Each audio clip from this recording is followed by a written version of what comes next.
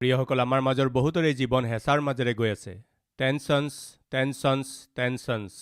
হেঁচা, হেঁচা, হেঁচা, যাৰ ফলস্বৰূপে ৱৰি, চিন্তা, নিৰাশ হৈ পৰে, হতাশ হৈ পৰে, চিন্তিত হৈ পৰে। বাস্তৱিকতে এইদৰে কিয় হয় আপুনি জানেনে? এই পৃথিৱীত প্ৰতি 40 ছেকেণ্ডত এজন ব্যক্তিয়ে হেঁচা বা ডিপ্ৰেশ্যনক সহ্য কৰিব নোৱাৰি আত্মহত্যা কৰি আছে। এই বিষয়টো আপুনি জানেনে? প্ৰতি 40 ছেকেণ্ডত এজন ব্যক্তিয়ে আত্মহত্যা কৰি আছে। কিয় আপুনি জানেনে? ডিপ্ৰেশ্যন সহ্য কৰিব নোৱাৰি, হেঁচাক সহ্য কৰিব নোৱাৰি, টেনশ্যন সহ্য কৰিব নোৱাৰি। প্ৰতি বছৰে প্ৰায় 8 লাখ লোক ডিপ্ৰেশ্যনৰ কাৰণে, হেঁচা সহ্য কৰিব নোৱাৰি, জীৱনত থকা চিন্তাৰ কাৰণে আত্মহত্যা কৰি আছে। এয়া শয়তানৰ দ্বাৰা ব্যৱহাৰ কৰা হোৱা এক বৰ চতুৰ অস্ত্ৰ। সেয়া কি জানেনে? ডিপ্ৰেশ্যন। শয়তানৰ একমাত্ৰ উদ্দেশ্য, গ'ল আৰু লক্ষ্য কি আপুনি জানেনে? আপোনাক নাশ কৰাৰ উদ্দেশ্যে সৰ্বপ্ৰথমে সি হেঁচা আপোনাৰ জীৱনলৈ আনে। আপোনাক হেঁচাৰ মাজেৰে, টেনশ্যনৰ মাজেৰে লৈ যায়। বিভিন্ন ধৰণৰ হেঁচা আপোনাৰ জীৱনলৈ লৈ আহে। সেই হেঁচাৰ দ্বাৰা কি হয়? হৃদয়ত হেঁচা বাঢ়ি যায়। আপুনি নিজৰ হৃদয়ত সেই হেঁচাক অনুভৱ কৰাৰ লগে লগে ষ্ট্ৰেছ অনুভৱ কৰিবলৈ ধৰে। সাধাৰণতে তেনেকৈ BP বাঢ়ি যায় আৰু আপোনাৰ BP বাঢ়ি যোৱাৰ লগে লগে ছুগাৰৰো বাট ওলাই যায়। এই BP, ছুগাৰৰ পৰা সাধাৰণতে কি হয় জানেনে? আপুনি নজনাকৈয়ে আপোনাৰ আয়ুস কমাই দিয়ে। BP অধিক হোৱাৰ কাৰণেইতো হাৰ্ট এটেক হয়। সেই BPক সহ্য কৰিব নোৱাৰিয়েইতো হাৰ্ট এটেক হয়। শয়তানৰ উদ্দেশ্যটো সেইটোৱেই, আপোনাক মাৰিব লাগে। আপোনাৰ জীৱিত অৱস্থা চাব নিবিচাৰে। শুনিছেনে ভাই ভনীসকল? শয়তানে এটা কথা বিচাৰে, ৰৈ যাব লাগে। কি ৰৈ যাব লাগে? আপোনাৰ হৃদয়ৰ স্পন্দন ৰৈ যাব লাগে। আপুনি আগবাঢ়ি যোৱাটো ৰৈ যাব লাগে। সেয়াই তাৰ চিন্তা, সেয়াই তাৰ বিবেচনা। বাইবেলত এজন অদ্ভুত আত্মিক ব্যক্তি আছে, এক অদ্ভুত ব্যক্তি, কিন্তু এদিনাখন ইমানেই ব্যাকুলতা আৰু ইমান টেনশ্যনৰ মাজেৰে পাৰ হ'ল যে সেই টেনশ্যন সহ্য কৰিব নোৱাৰি কি কৰিলে জানেনে? নিজৰ গাৰ কাপোৰ ফালি পেলালে। ইমান টেনশ্যনৰ মাজেৰে তেওঁ যাব লগা হ'ল। তাৰমানে কেৱল নিবনুৱা অৱস্থাৰ মাজেৰে নাইবা কেৱল আৰ্থিক সমস্যাৰ মাজেৰে পাৰ হৈ থকা লোকসকলৰ মাজতহে এই টেনশ্যন, এই নিৰাশাবোৰ নাহে। আত্মিক লোকসকলৰো হয়। শয়তানে আত্মিক লোকসকলকো চিন্তা আৰু নিৰাশাৰ মাজেৰে লৈ যায়, ষ্ট্ৰেছ আৰু হেঁচাৰ মাজেৰে লৈ যায়, নিৰাশাৰ মাজেৰে লৈ যায় আৰু ভৱিষ্যতৰ প্ৰতি এক প্ৰশ্ন উত্থাপন কৰে। নাজানো কি হ'বলৈ গৈ আছে, মোৰ কি হৈ যাব, মোৰ পৰিয়ালৰ কি হ'ব, এনেকুৱা প্ৰশ্নবোৰ লৈ আহে আৰু ভয় উৎপন্ন কৰে। আত্মিক লোকসকলৰ জীৱনতো কৰে। আজি আমাৰ মাজৰ বহুতৰেই বহুতো প্ৰশ্ন আছে। তাৰে এটা হৈছে, নাজানো কি যে হ'ব, মোৰ পৰিয়ালৰ কি হ'ব, মোৰ ভৱিষ্যতৰ কি হ'ব, সন্তানৰ পঢ়া শুনাৰ কি হ'ব, মোৰ ছোৱালীৰ গৃহস্থালীৰ কি হ'ব, মোৰ স্বাস্থ্যৰ কি হ'ব, এই ধাৰ কেনেকৈ দূৰ হ'ব। এনেকুৱা বহুতো প্ৰশ্নই আপোনাক বিচলিত কৰি পেলায়, শান্তিৰহিত কৰি পেলায়। এনেকুৱা সময়ত শত্ৰুৰ দ্বাৰা অনা হোৱা এই হেঁচাক, শত্ৰুৰ দ্বাৰা অনা হোৱা এই ভয়ক, শত্ৰুৰ দ্বাৰা অনা হোৱা এই ভয়ক আৰু ব্যাকুলতাৰ কেনেকৈ সন্মুখীন হ'ব? মই আকৌ কৈছোঁ, স্বামীৰ দ্বাৰা হেঁচা হ'ব পাৰে, পত্নীৰ দ্বাৰা হেঁচা হ'ব পাৰে, সন্তানৰ দ্বাৰা আপুনি হেঁচাত পৰিব পাৰে। আপোনাৰ চাকৰিৰ কাৰণে, আপোনাৰ ফাইনেন্সৰ কাৰণে, আপোনাৰ স্বাস্থ্যৰ কাৰণেও হ'ব পাৰে। নাইবা শত্ৰুৰ দ্বাৰা, প্ৰায়েই শত্ৰুৰ দ্বাৰাই, যিসকলে আপোনাক পচন্দ নকৰে, যিসকলে আপোনাৰ উন্নতি চাব নোৱাৰে, তেওঁলোকৰ দ্বাৰাইও হেঁচা আহিব পাৰে। আহক আমি বাইবেলত এজন ব্যক্তিক চাম। 2 ৰাজাৱলী পুস্তকৰ 18 অধ্যায় আৰম্ভণিৰ 2টা পদ পঢ়িম। এলাৰ পুত্ৰ ইছৰাইলৰ ৰজা হোছেয়াৰ ৰাজত্বৰ 3য় বছৰত জিহুদাৰ ৰজা আহজৰ পুত্ৰ হিজকিয়াই ৰাজত্ব কৰিবলৈ ধৰিলে। তেওঁ 25 বছৰ বয়সত ৰজা হৈ জেৰুচালেমত 29 বছৰ ৰাজত্ব কৰিলে। 5 নম্বৰ পদ। তেওঁ ইছৰাইলৰ ঈশ্বৰ জিহুৱাত এনে বিশ্বাস কৰিলে যে জিহুদাৰ ৰজাবিলাকৰ মাজত তেওঁৰ নিচিনা কোনো নহ'ল আৰু তেওঁৰ পূৰ্বেও কোনো নাছিল, কিয়নো তেওঁ জিহুৱাত আসক্ত আছিল। তেওঁৰ পাছত চলাৰ পৰা তেওঁ আঁতৰ নহ'ল, বৰং জিহুৱাই মুচিক যি যি আজ্ঞা দিছিল তেওঁ সেইবোৰ আজ্ঞা পালন কৰিলে। অতি সুন্দৰ সাক্ষ্য। প্ৰিয়সকল, হিজকিয়া ৰজাই তেওঁৰ পূৰ্বে যিসকল ৰজাই শাসন কৰিছিল আৰু তেওঁৰ পাছত যিসকল ৰজাই শাসন কৰিলে তেওঁলোকৰ মাজত কোনোৱেই তেওঁৰ সমান নাছিল। অতি সুন্দৰ সাক্ষ্য। প্ৰিয় ভাই ভনীসকল, আপোনাৰ জীৱনত, মোৰ জীৱনত, আমাৰ জীৱনত এই সাক্ষ্য থাকিলে কিমান যে ভাল হ'ব। আমাৰ এটা পৰিয়াল আছে আৰু সেই পৰিয়ালটোত পূৰ্বপুৰুষসকলৰ এটা ইতিহাস আছে। এদিন আপোনাৰ পৰিয়ালটো এটা বংশত পৰিণত হ'ব, কিন্তু আপোনাৰ বংশত অহা লোকো হ'ব পাৰে বা এতিয়া যিসকল আছে তেওঁলোকে কি কয় জানেনে? বিগত সময়ত আপোনাৰ আত্মিকতা যেনেকুৱা আছিল তেনেকুৱা আন কাটো দেখিবলৈ পোৱা নাই। হয়তো অনাগত প্ৰজন্মতো আপোনাৰ আত্মিকতাৰ নিচিনা আত্মিকতা আমি দেখিবলৈ নাপাম। এনেকুৱা আত্মিক জীৱন আপুনি যাপন কৰিলে কিমান যে ভাল হ'ব। প্ৰিয় ভাই ভনীসকল, শুনিছেনে? আপোনাৰ জীৱন কেনেকুৱা হ'ব লাগে জানেনে? বিগত সময়ত আপোনাৰ পৰিয়ালৰ সদস্যসকলৰ আত্মিকতাতকৈ আৰু অনাগত প্ৰজন্মৰ লোকসকলৰ আত্মিকতাতকৈ অধিক আপোনাৰ আত্মিকতা হ'ব লাগে। অতি উত্তম আত্মিকতা হ'ব লাগে। ঈশ্বৰে তাকে বিচাৰে। হিজকিয়াৰ নিচিনা আত্মিকতা তেওঁৰ পূৰ্বে শাসন কৰা ৰজাসকলৰ মাজত আৰু তেওঁৰ পাছত শাসন কৰা ৰজাসকলৰ মাজত কোনো এজনতো নাছিল, কিয়নো তেওঁ ঈশ্বৰত কি লিখা আছে? তেওঁ আসক্ত আছিল। ঈশ্বৰত আসক্ত আছিল। ঈশ্বৰে মুচিৰ দ্বাৰা দিয়া হোৱা গোটেইবোৰ আজ্ঞা তেওঁ পালন কৰিছিল। তিনিটা কথা তেওঁৰ বিষয়ে লিখা হৈছে। প্ৰথম, সেইকাৰণে জিহুৱা তেওঁৰ লগে লগে আছিল। জিহুৱা হিজকিয়াৰ লগত আছিল আৰু তেওঁ যলৈকে গৈছিল তাতেই তেওঁ কৃতকাৰ্য হৈছিল। তেওঁ অছুৰৰ ৰজাৰ বিৰুদ্ধে বিদ্ৰোহ কৰি তেওঁৰ অধীনে আৰু নাথাকিল, অধীন হৈ নাথাকিল। তিনিটা কথা। প্ৰথম, ঈশ্বৰৰ আনন্দ। ঈশ্বৰৰ আনন্দ মানে কি? তেওঁৰ উপস্থিতি। হিজকিয়া নামৰ এই ৰজাজনৰ আটাইতকৈ ডাঙৰ সম্পত্তি কি আছিল জানেনে? ঈশ্বৰ নিৰন্তৰে তেওঁৰ সৈতে আছিল। প্ৰিয় ভাই ভনীসকল, হিজকিয়াক ঈশ্বৰে এখন ৰাজ্য দিছিল। সেই ৰাজ্যত তেওঁ ভালদৰে শাসন কৰিবলৈ আৰু ৰাজত্ব কৰিবলৈ হ'লে ঈশ্বৰৰ সংগ লাগে। আজি আপুনি যোনেই নহওক কিয় আৰু আপোনাৰ দায়িত্ব যিয়েই নহওক কিয়, আপোনাৰ ওপৰত থকা দায়িত্ব যদি ভালদৰে আপুনি কৰিব লাগে তেন্তে আপোনাক ঈশ্বৰৰ সংগ লাগিব।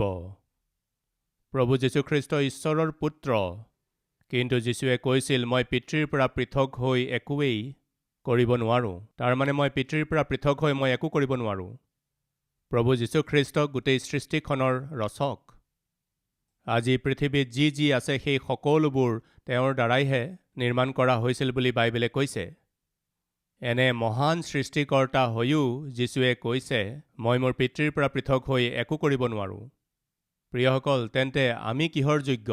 আপোনাৰ পঢ়া শুনাত হ'ব পাৰে, আপোনাৰ চাকৰিত হ'ব পাৰে, ব্যৱসায়ত হ'ব পাৰে, আপোনাৰ খেতি পথাৰৰ কামত, জীৱিকাত হ'ব পাৰে, শিক্ষাত হ'ব পাৰে। আপুনি কৰা সকলো কামত আপুনি সফল হ'বলৈ হ'লে তাৰ একমাত্ৰ ৰহস্য হৈছে, সেয়া হৈছে ঈশ্বৰ আপোনাৰ সংগত থাকিব লাগিব। মোৰ প্ৰশ্ন, আজি আমাৰ মাজৰ কিমানে সাহসেৰে ক'ব পাৰিব ঈশ্বৰ মোৰ লগত আছে বুলি? বাইবেলে কৈছে ঈশ্বৰ যোচেফৰ সংগত আছিল। সেইকাৰণে তেওঁ যি যি কাম কৰিছিল তেওঁৰ হাতেৰে তাক ঈশ্বৰে কৃতকাৰ্য কৰিছিল। আপোনাৰ কামত আপুনি আশীৰ্বাদ পাবলৈ হ'লে ঈশ্বৰ আপোনাৰ সংগত থাকিব লাগিব।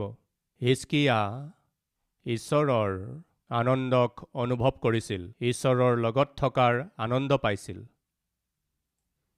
প্ৰথম হৈছে ঈশ্বৰৰ আনন্দ আৰু দ্বিতীয়তে হৈছে তেওঁ যলৈকে গৈছিল তাতেই তেওঁ কৃতকাৰ্য হ'ল। সেয়া ঈশ্বৰৰ প্ৰতিফল। প্ৰিয় ভাই ভনী, হাৰ নামানিব, পঢ়াত হাৰ নামানিব, চাকৰিত হাৰ নামানিব, পৰিয়াল গঢ় দিয়াৰ ক্ষেত্ৰত হাৰ নামানিব। কিছুমান পৰিয়ালত সদায় কাজিয়া। গৃহিণীয়ে সদায় স্বামীৰ সৈতে কাজিয়া কৰে, স্বামীয়ে সদায় পত্নীৰ সৈতে কাজিয়া কৰিয়েই থাকে আৰু বহুতো পিতৃ মাতৃ ব্যাকুল হৈ থাকে। জীয়েকে কেতিয়া কি খবৰ দিয়ে সেই ভয়তেই কপি কপি মাক দেউতাক থাকিব লাগেনে বাৰু? প্ৰিয় ভনীসকল, শুনি আছেনে? তেওঁলোকে জন্ম দিলে, লালন পালন কৰিলে, ডাঙৰ কৰিলে, বিয়া পাতি দিলে, তথাপিও আজি পিতৃ মাতৃৰ শান্তি নাই। কিয়? সদায় ফোন কৰি কয়, বাৰে বাৰে ফোন কৰি কৰি কৈ থাকা, মা, এওঁক মই সহ্য কৰিব পৰা নাই, এওঁৰ সৈতে মই গৃহস্থালী কৰিব পৰা নাই, মই আহি যাম এই বুলিয়েই কৈ থাকে। কেতিয়ালৈকে এইদৰে কৈ থাকিব? বাইবেলে কৈছে, জ্ঞানৱতী তিৰোতাই নিজৰ ঘৰ গঢ়ি তোলে, কিন্তু অজ্ঞানী তিৰোতাই নিজৰ ঘৰ ধ্বংস কৰে। আজি ৰাতিপুৱাৰ পৰা সন্ধিয়ালৈকে ঘৰখন ভঙাতেই লাগি আছে। এখন চিৰিয়েল হৈ পৰিছে। সেয়া এদিনৰ নহয়, সদায় এখন নতুন চিৰিয়েল। কেনেকুৱা চিৰিয়েল এইখন? ঘৰ ধ্বংস কৰাৰ চিৰিয়েল। প্ৰয়োজন আছেনে? ঈশ্বৰ আপোনাৰ লগত আছে যদি আপোনাৰ প্ৰতিটো কাৰ্যত ঈশ্বৰে সফলতা দিব, সুফল দিব, আপোনাৰ পৰিশ্ৰমৰ ফল দিব, আপোনাৰ চকু পানীৰ প্ৰতিফল দিব। কেতিয়া জানেনে? যেতিয়া আপোনাৰ সংগত থাকিব। কেতিয়া জানেনে? তেওঁৰ বাক্যমতে যেতিয়া চলিব তেতিয়া। হিজকিয়াৰ জীৱনটোলৈ চাওকচোন।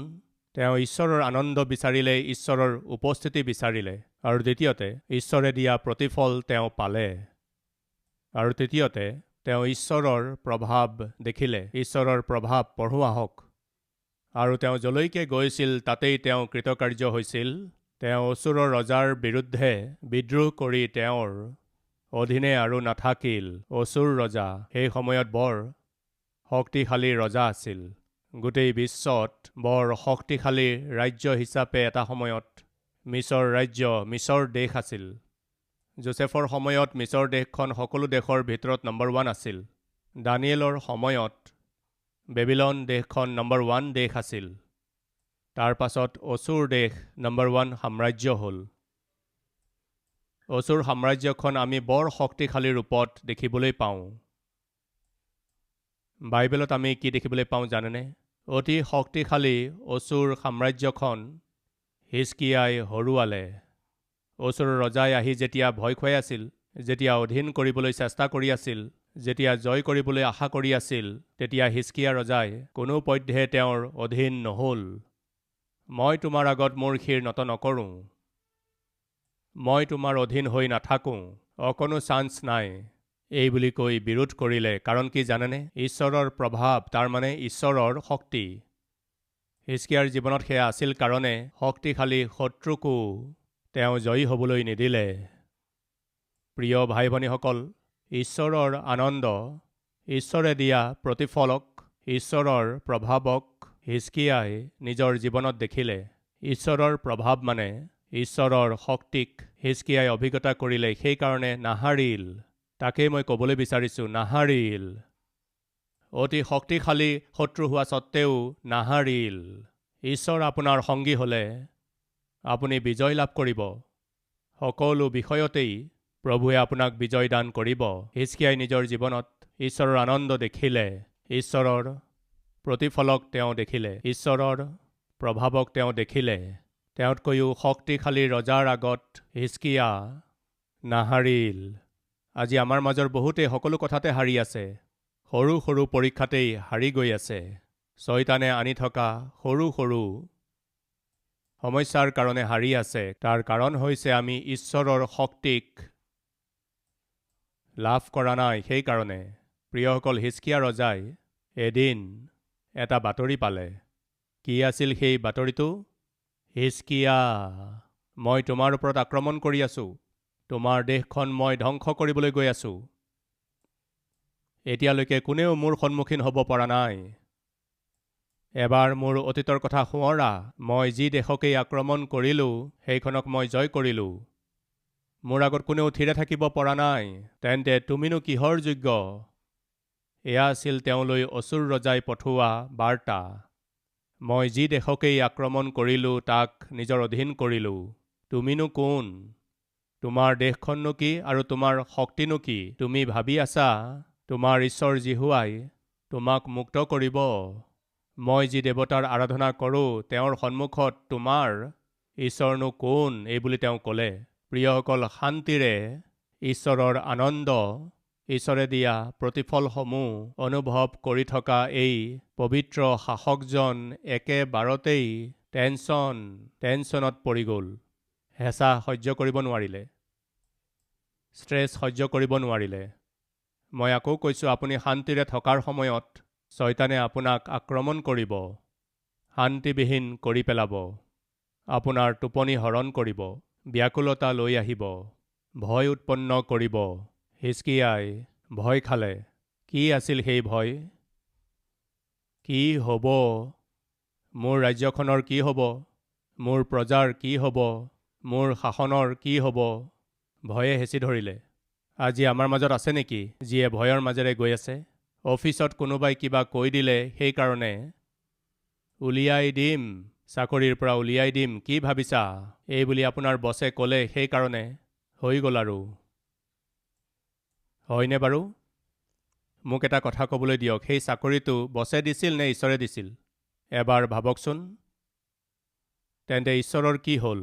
যদি কোনোবাই ব্যাকুল কৰা কথা বা হেঁচা দিয়া কথা, টেনশ্যন দিয়া কথা আপোনাৰ বছে যদি ক'লে, বাছ ইমানেই, প্ৰভু মোক উলিয়াই দিম বুলি কৈ আছে, চাকৰিৰ পৰা উলিয়াই দিম বুলি কৈ আছে, উলিয়াই দিব, উলিয়াব পাৰে।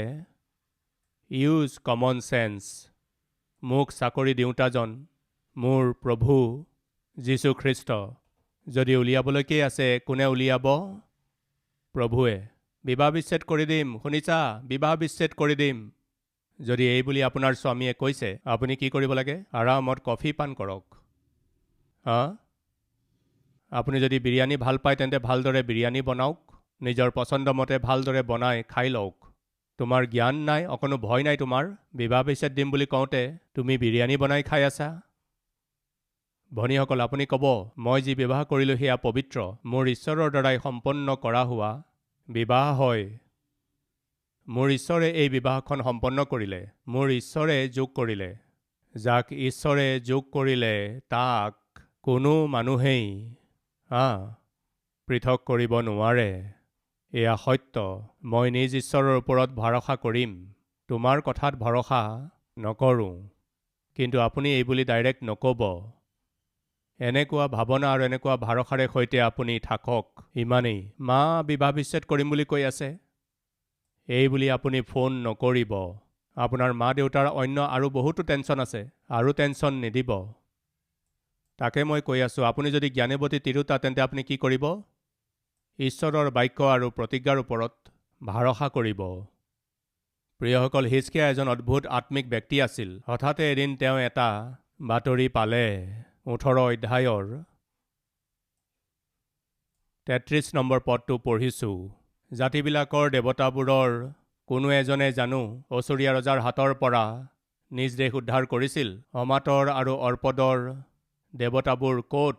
চববইমৰ, হেনাৰ আৰু ইব্বাৰ দেৱতাবোৰ ক'ত? সিহঁতে জানো মোৰ হাতৰ পৰা চমৰীয়াক উদ্ধাৰ কৰিছিল? সেই দেশবোৰৰ দেৱতাবোৰৰ মাজৰ কোনবোৰে মোৰ হাতৰ পৰা নিজ দেশ উদ্ধাৰ কৰিছিল, যে জিহুৱাই মোৰ হাতৰ পৰা জেৰুচালেমক উদ্ধাৰ কৰিব পাৰিব? সেই দেশবোৰৰ দেৱতাবোৰৰ মাজৰ কোনবোৰে মোৰ হাতৰ পৰা নিজ দেশ উদ্ধাৰ কৰিছিল? 19 অধ্যায়ৰ প্ৰথম পদ। তাক শুনা মাত্ৰেই হিজকিয়া ৰজাই, অছুৰ ৰজাই পঠোৱা সেই বাৰ্তা শুনি নিজৰ কাপোৰ ফালি, অছুৰ ৰজাই কৈছে, হিজকিয়াই তোমালোকক ঠগাই আছে, জিহুৱাই তোমাক ৰক্ষা কৰিব, জিহুৱাই তোমাক ৰক্ষা কৰিব বুলি তোমালোকক ভুলাই আছে। হিজকিয়াৰ কথা তোমালোকে নামানিবা, কাৰণ অছুৰ ৰজাক এই পৃথিৱীৰ কোনো দেশেই সন্মুখীন হ'ব পৰা নাই, জয় কৰিব পৰা নাই। হিজকিয়াই কেনেকৈ জয় কৰিব? তোমালোকক কেনেকৈ জয়দান কৰিব? জিহুৱাৰ নামত তেওঁ তোমালোকক ভুলাই আছে।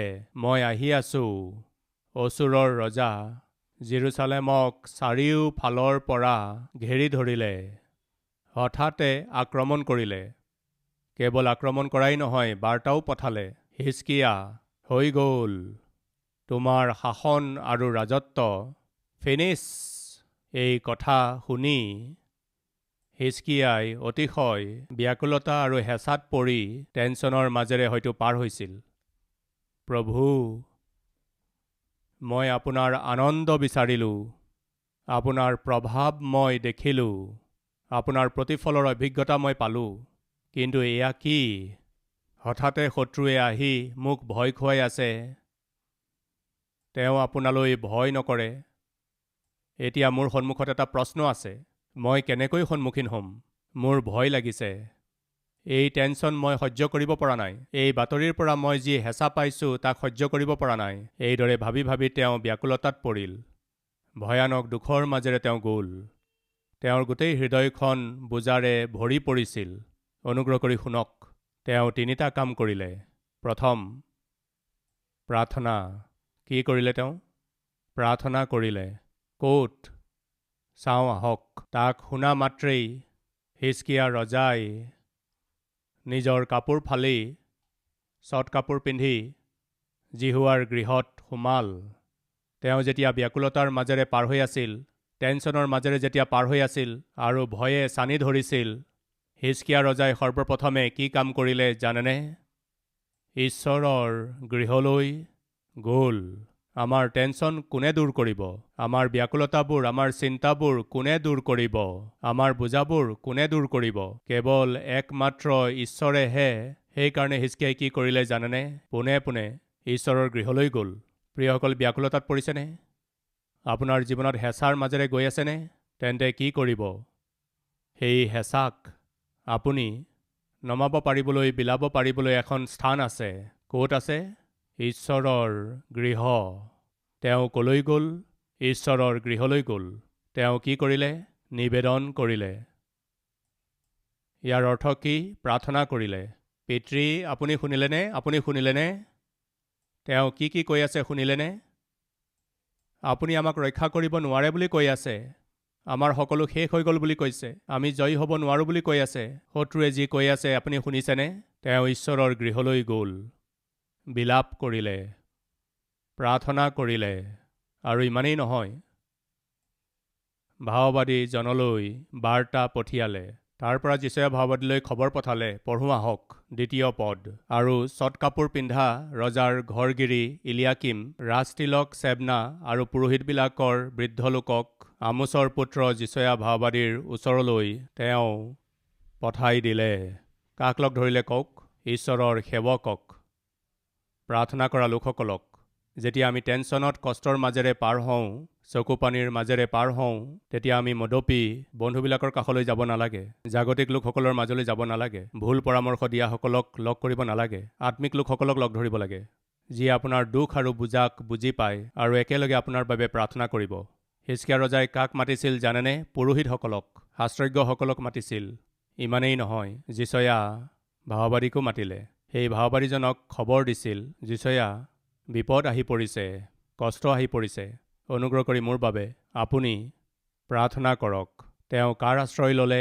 প্ৰাৰ্থনাৰ আশ্ৰয় ল'লে। যীচয়ালৈ বাৰ্তা পঠিয়ালে। কি বুলি কৈ?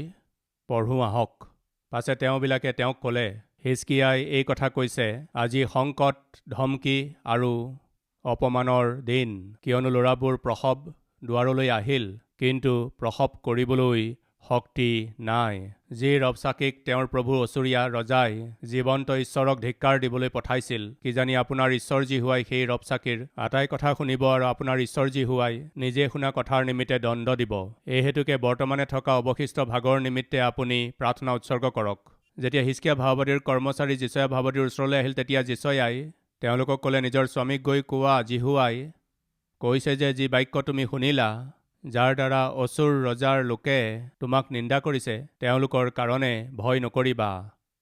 শুনা, মই তেওঁলোকৰ মনক প্ৰেৰিত কৰিম, যাতে তেওঁলোকে কিবা বাতৰি শুনি নিজৰ দেশলৈ উভতি যাব, আৰু মই তাক সেই দেশতেই তৰোৱালেৰে মাৰি পেলাম। ভয় নকৰিবা, হিজকিয়া, ভয় নকৰিবা। জিহুৱা তোমাৰ সংগত আছে, যিয়ে উচতাই আছে, যিয়ে তোমাক মাৰিবলৈ বিচাৰিছে। তোমাৰ সেই শত্ৰু অচুৰ ৰজাই তোমাক চুবলৈকে নাপাব। যি বাটেৰে সি আহিছিল, সেই বাটেৰেই সি উভতি যাব, আৰু নিজৰ দেশতেই সেই অচুৰ ৰজা তৰোৱালেৰে মাৰা হ'ব। তুমি ভয় নকৰিবা।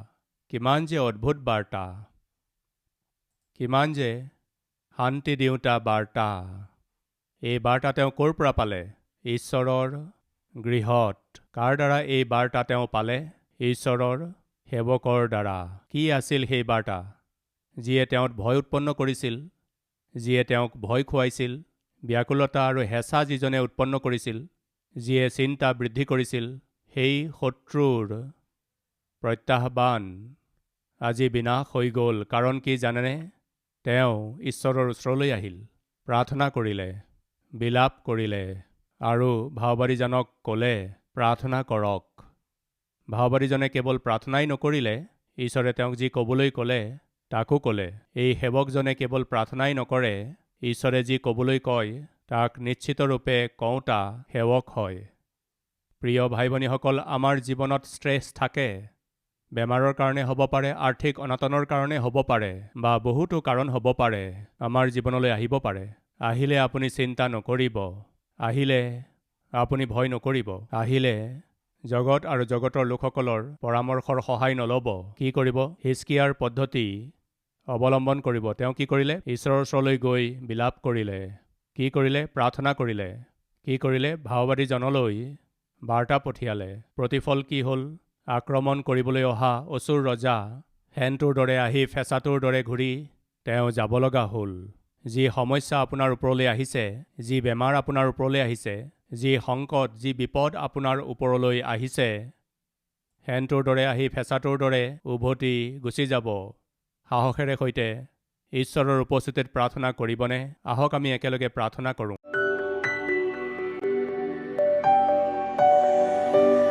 মহান প্ৰেমময় পবিত্ৰ পিতৃ ঈশ্বৰ, হিজকিয়া এজন আত্মিক ব্যক্তি আছিল। তেওঁ আপোনাৰ আনন্দ পালে, আপোনাৰ প্ৰতিফল পালে, আপোনাৰ প্ৰভাৱ দেখি শয়তানৰ লোক আৰু তেওঁৰ ৰাজ্যৰ তেওঁ সন্মুখীন হ'ব পাৰিলে। এনেকুৱা আত্মিকতা আমাক দিয়ক। আপোনাৰ আনন্দ বিচাৰোতা আত্মিকতা, আপোনাৰ প্ৰতিফল দেখা পাব পৰা আত্মিকতা। পিতৃ, আপোনাৰ প্ৰভাৱৰে সৈতে আমাৰ শত্ৰু শয়তান তাৰ সন্মুখীন হ'ব পৰা আত্মিকতা আমাক সকলোকে দিয়ক। আপোনাত আসক্ত হৈ থাকিব পৰা আত্মিকতা আমাক দিয়ক। শয়তানে নিজৰ কাম কৰি থাকে, সি শত্ৰুতা কৰিব, সি প্ৰত্যাহ্বান জনাব, সংকট আৰু সমস্যা লৈ আহিব। তেনেকুৱা সময়ত যেনেদৰে হিজকিয়াই প্ৰভু আপোনাৰ গৃহলৈ আহিল, আপোনাৰ গৃহত আহি প্ৰাৰ্থনা কৰিলে, আপোনাৰ উপস্থিতিত বিলাপ কৰিলে, আপোনাৰ উপস্থিতিত ভাওবাদীৰ বাৰ্তালৈ অপেক্ষা কৰিলে, তেনেদৰেই আপোনাৰ উপস্থিতিত আহি যি দুখ হ'লেও, যেনেকুৱাই হেঁচা নহওক, যেনেকুৱাই টেনশ্যন নহওক, আপোনাৰ উপস্থিতিলৈ আহি আপোনাৰ আগত যাতে আমি ক'ব পাৰোঁ, আপোনাক যাতে নিৰ্ভৰ কৰিব পাৰোঁ, আপোনাৰ পৰা যাতে উত্তৰ পাওঁ, আপোনাৰ দ্বাৰা সফলতা যেন পাব পাৰোঁ, সকলো সময়তে হিজকিয়াৰ ফৰ্মুলাটো আমি এপ্লাই কৰিব পৰাকৈ সহায় কৰক। যীশুৰ নামত মাগিছোঁ পিতৃ, আমেন। हमारा address Calvary, post box number 30, Kukatpally, Hyderabad 72।